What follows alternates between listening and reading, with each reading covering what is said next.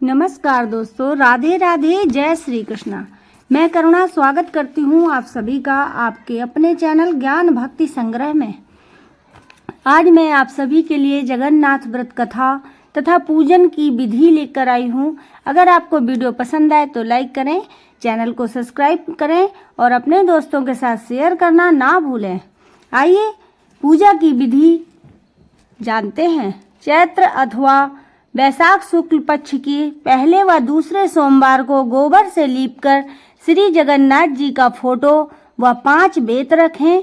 पहले सोमवार को पंचामृत से स्नान करावें। चंदन व कुसुम मतलब ढाक के फूल चढ़ाकर आटे के 2 दीपक शुद्ध घी से जलावें। 5 या 7 गेहूं की बाली, 5 या 7 कच्चे आम चढ़ावें। खोए, चीनी या गुड़ की गुझिया से भोग लगावें। गौ ग्रास निकाल कर 2 रोटी एक बार में रखें। नमक नहीं खाना चाहिए। पूजन के बाद परिक्रमा करके सबको प्रसाद दें। वहां उपस्थित सभी भक्तों को 5-5 बेत पीठ पर लगाएं तथा पूजन के बाद घी दीपक से काजल पार कर लगावें। आइए श्रवण करते हैं जगन्नाथ व्रत कथा। प्राचीन समय में कुधारती नामक एक अत्यंत गरीब ब्राह्मण था। अत्यंत दुखी होने पर लोगों से सुना था कि जगन्नाथ जी का व्रत और दर्शन करने से सभी मनोरथ पूर्ण होते हैं। इसलिए कुधारती जी ने श्री जगन्नाथ जी का व्रत और दर्शन करने का निश्चय किया। घर में कुधारतन को समझाकर थोड़े से चावल लेकर दर्शन के लिए चल दिए।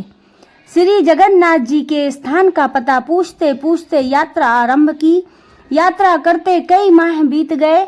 इसी बीच कुधारती ने अनेक दुखी लोगों से साक्षात्कार भी किया। सभी ने कुधारती जी को श्री जगन्नाथ जी के दर्शन को जाते हुए जानकर प्रार्थना की कि हे महाराज, हमारे दुखों की भी भगवान श्री जगन्नाथ जी से प्रार्थना करना। इन दुखी लोगों में बाल से बंधा हुआ झूमता हाथी, आम का पेड़, रम्हाती गाय का बछड़ा, ताल तलैया, आग से भरी बसोरिया वाली औरत, मचिया चिपकी औरत, इन सब ने अपनी अपनी व्यथा को कहा। हाथी ने कहा कि मेरा जीवन बंधे ही गुजरा जाता है। मुझे ना कोई खोलता है ना ही समीप आता है। आम के पेड़ ने कहा कि मैं इतना अभागा हूँ कि समय से मेरे फल लगते हैं किंतु पकने पर कीड़े पड़ जाते हैं, कोई खाने वाला नहीं है। गाय ने कहा कि मेरा बच्चा अलग रमाता है, मैं अलग किंतु मिल नहीं पाती। मार्ग ही में एक ताल व उसके समीप एक तलैया देखी। उनका ये कष्ट था कि पास होते होते हुए भी चाहे जितना पानी बढ़ जाए पर दोनों का संगम नहीं होता था। थोड़ी दूर पर एक कछुआ था जो तपती रेत पर पड़ा था। उसका कष्ट यह था कि वह जल में नहीं रह पाता था। एक औरत मिली जिसके सिर पर जलती हुई अंगीठी थी। एक दूसरी औरत थी जिसके बैठका चिपका हुआ था। इन सबों ने श्री कुधारती जी से प्रार्थना की कि भगवान से मेरे कष्टों के निवारण का उपाय पूछना। श्री कुधारती जी सबके कष्टों का विचार करते तथा भगवान का स्मरण करते हुए यात्रा करते रहे। कई महीने बीतने पर जब वह श्री जगन्नाथ जी के धाम के करीब पहुँचे तो भगवान कुधारती की भक्ति जानने के लिए एक जलते हुए भार के समीप खड़े हो गए। रास्ता चलते ही कुधारती जी ने उसी भार के समीप आए और देखा कि जलते हुए भार के समीप एक व्यक्ति खड़ा है, जो वहीं रुककर पूछा, भैया जगन्नाथ जी यहाँ से कितनी दूर हैं? मनुष्य रूपी भगवान ने कहा कि आप जगन्नाथ जी के समीप ही खड़े समझो। कुधारती जी ने कहा, भैया तो फिर वह रास्ता बताओ जिससे मैं जल्दी ही जगन्नाथ जी के दर्शन कर सकूं। भगवान ने जलते हुए भार का मुंह दिखाते हुए कहा, इस रास्ते जाने से शीघ्र ही दर्शन होंगे। कुधारती जी ने कहा, यह तो आग से तप रहा है। मनुष्य रूपी भगवान ने कहा, संसार भी तो अनेक प्रकार के दुखों से जल रहा है। बिना ताप सहे कोई भगवान को पा सकता है क्या? कुधारती मनुष्य रूपी भगवान के गूढ़ वाक्यों को समझकर झट से धोती लंगोटा जैसी कर भक्ति भाव व विश्वास से भरे भार में घुसने के लिए तैयार हो गए। जो ही कुधारती ने भार में घुसना चाहा कि भगवान ने रूप बदलकर हाथ पकड़ लिया तथा दर्शन देकर अपने स्थान को ले गए। भगवान ने अपने धाम में कुधारती का बड़ा आदर सत्कार किया। कुधारती जी ने भक्ति और प्रेम से मगन होकर कुछ दिन निवास किया। फिर कुधारतन की याद कर वह एक दिन भगवान से मार्ग में मिले हुए लोगों की व्यथा को बताया तो भगवान बोले, इनमें हाथी तो पूर्व जन्म का कायस्थ है। इसने दूसरों से लिया है, अपने से कुछ दिया नहीं। सदा दूसरों को फंसाकर मस्त होता रहा है, इसलिए इस जन्म में मस्त हाथी हो बंधन में पड़ा है। अतः उसके दोषों को बताकर उसमें 5 बेत मार देना तो वह उन पापों से छूट जाएगा। आम का पेड़ पूर्व जन्म का कृपण ग्रहीता है, दूसरों से अनेक प्रकार की धन सामग्री ग्रहण करता रहा, किंतु स्वयं देने के समय कृपण होता रहा। अतः खाने के समय इसके फल में कीड़े पड़ जाते हैं, इसलिए इसके भी 5 बेत मार देना तो इसका भी पाप दूर हो जाएगा। कछुआ जो पूर्व जन्म में लोगों को हरा भरा देखकर जलता रहा, इसी स्वभाव व दोष से उसे जल नहीं प्राप्त होता है, तपता ही रहता है। इसके भी 5 बेत मारकर जल में छोड़ देना, सुखी हो जाएगा। गाय पूर्व जन्म की टोहनी है, वह माँ की गोद से बच्चों को अलग करती रहती है, अतः इसका बच्चा अलग रमाता रहता है। इसके भी 5 बेत मारकर गाय बछड़ा एक पास कर देना। ताल तलैया जो पूर्व जन्म की देवरानी जेठानी है, जो एक दूसरे को वापस लिया है दिया नहीं, अतः इसी से मिलन नहीं होता, उमड़ घुमड़ कर रह जाती हैं। इनको 5 बेत मारकर 5 चुल्लू पानी एक दूसरे में डाल देना, मेल हो जाएगा। जलती अंगीठी सिर पर रखने वाली स्त्री, जिसने पूर्व जन्म में रोटी बनाई किंतु तवा चूल्हे के सिर पर ही जलता रहने दिया, उतारा नहीं, अतः उसके सिर पर तपता रहता है। 5 बेत मारकर उसके सिर से अंगीठी अलग कर देना। मचिया वाली औरत पूर्व जन्म में बहू होकर सास ससुर जेठ आदि के सामने खाट पर चढ़ी बैठी रही, उतरी नहीं, इसी से मचिया चिपकी रहती है। 5 बेत मारकर मचिया अलग कर देना। इसी तरह के सभी के दुखों का निवारण पूछकर कुधारती जी ने श्री भगवान से विदा मांगी। लौटते समय कुधारती जी ने सोचा कि बड़ी बेटी से भी मिलना है तो उसकी ससुराल पहुंच जाऊंगा। इसी बीच जगन्नाथ जी के व्रत का सोमवार पड़ा, सो बड़ी बेटी से थोड़ी गुझियाँ बनाने को कहा तो वह धन के घमंड से भरी बोली, यहाँ ये ढकोसले नहीं होते, भगवान कहाँ है, ये सब बेकार दिखावा है, यह सब दूसरी जगह जाकर करो। यह सुनकर कुधारती जी दुखी हुए।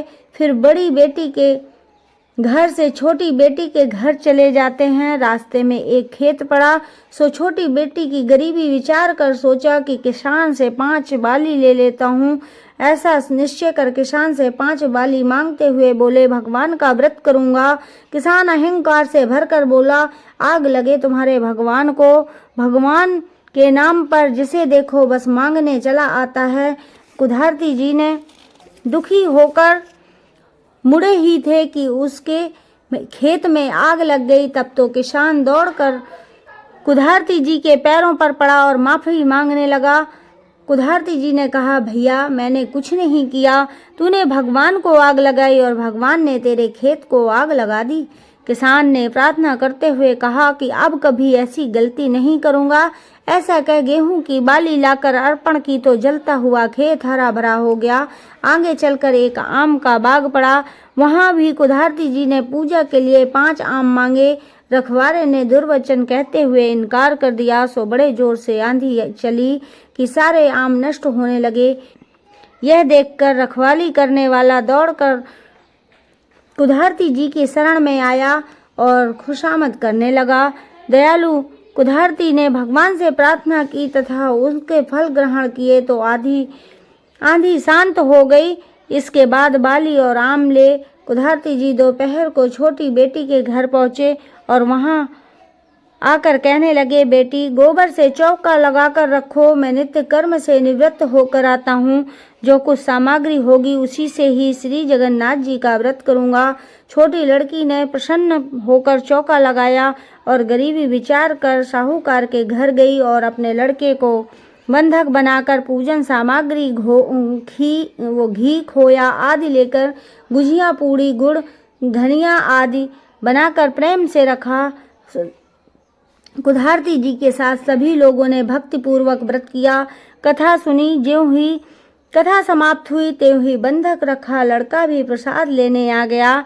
छोटी लड़की ने बेटे को देखकर नाराज होते हुए कहा कि तुझे तो मैं बनिए के पास छोड़कर आई थी, तू यहाँ कैसे आ गया? बेटे ने कहा, आप ही ने तो बुलाया था। अभी अभी एक बूढ़े बाबा आए और बनिया के सब पैसे दे दिए और कहा तेरी माँ ने तुझे बुलाया है, सो मैं चला आया। यह देखकर कुधारती की छोटी बेटी बड़ी प्रसन्न हुई। इधर कुधारती जी घर पहुँचे तो देखा कि कुटिया की जगह पर महल खड़ा है। सभी ऐश्वर्य नौकर चाकर वाहन आदि उपस्थित है। कुधारतिन जो गरीबी से मुरझाई बूढ़ी सी दिखती थी, वह सोने के आभूषणों से लदी चमकता चेहरा लिए जवान सी दिख रही थी।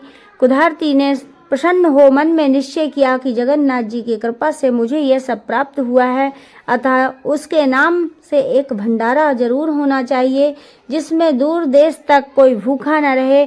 ऐसा सोचकर चारों ओर हर कार्य दौड़ाए, निमंत्रण भेज इष्ट मित्रों को बुलाया।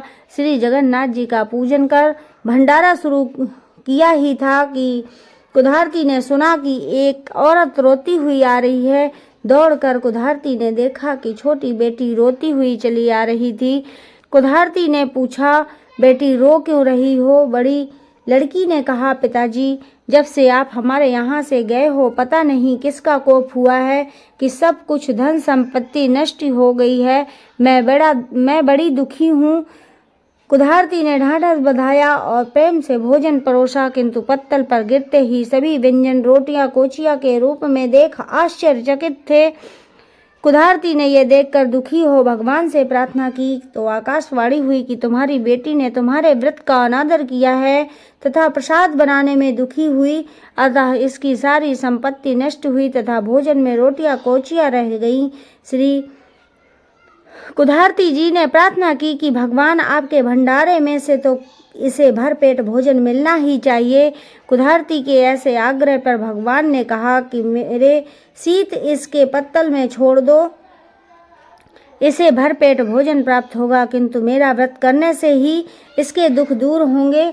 लड़की ने सुना तो उसी दिन से भगवान जगन्नाथ जी का व्रत करने लगी। व्रत के प्रभाव से सुखी हुई। जगन्नाथ जी का व्रत संसार में जो प्राणी करेगा वह संसार के सभी सुखों का भोग धनवान होगा। जैसा कथा में वर्णित लोगों के दिन बहुरे, ऐसे ही सबके दिन बहुरेंगे। जगन्नाथ जी की कृपा से दरिद्री को धन, निपुति को संतान की प्राप्ति होती है। संसार में ऐसा कुछ नहीं जो संसार के स्वामी अर्थात जगन्नाथ जी ना दे सकें, वे सब कुछ दे सकते हैं। श्री जगन्नाथ जी का व्रत सदैव करना चाहिए। इसके करने से जन्म जन्मांतर के पाप नष्ट हो जाते हैं, परिवार सुखमय व्यतीत होता है। इसकी महिमा बड़ी है। बोलो श्री जगन्नाथ महाराज की जय हो।